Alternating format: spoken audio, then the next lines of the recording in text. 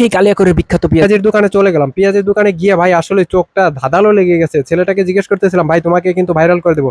ভাই বলছি, আসসালামু আলাইকুম গাইস, আশা করি সবাই ভালো আছেন। আপনাদেরকে আজকে দেখাবো কালিয়াকৈরের বিখ্যাত পেঁয়াজি। তা কালিয়াকৈর যাইতেছি আমরা, যে গাড়িতে চড়ে, দেখেন ওয়ালটনের সামনে বর্তমানে আছি। অবশেষে কালিয়াকৈর আমরা নেমে যাচ্ছি খুব শীঘ্রই।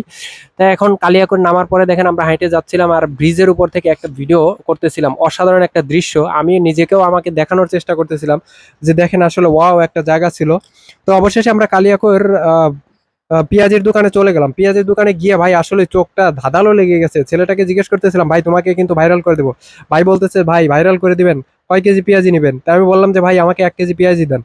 তো আমরা অবশেষে 1 কেজি পেঁয়াজি কিনলাম। জিজ্ঞেস করলাম কত, বললো যে ভাই 240 টাকা, মানে 120 টাকায় হাফ কেজি। আর পরে এসে আমরা 1 কেজি পেঁয়াজি কিনলাম 140 টাকা দিয়ে। অনেক পরিশ্রম করতেছিল দেখলাম। পরে আতর ভাইকে জিজ্ঞেস করলাম, যে আতর ভাই আমাকে বললো যে ভাই কয় কেজি নিবো। তাই আমি বললাম যে ভাই সব মিলে 1 কেজি নিলেই হবে। দেখেন পেঁয়াজিগুলো আসলে টাটকা, দেখতে খুব ভালো লাগতেছিল। অনেক লোক ছিল সেখানে পেঁয়াজির জন্য আসছিল। এক চাচা আবার পেঁয়াজি এইখান থেকে নিয়ে আসলো অন্য জায়গা থেকে ভেজে।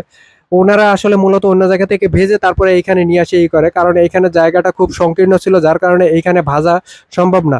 আগে এইখানেই ভাজতো, তারপরে এখন আর এইখানে ভাজে না, এখানে শুধুমাত্র বিক্রি করে। এখন এই বিখ্যাত পেঁয়াজি আপনারা কারা কারা খেয়েছেন অবশ্যই জানাবেন। ভিডিওটা ভালো লাগলে অবশ্যই শেয়ার করে পাশে থাকবেন, সবাইকে দেখার সুযোগ করে দিবেন, একবার হলেও আসবেন।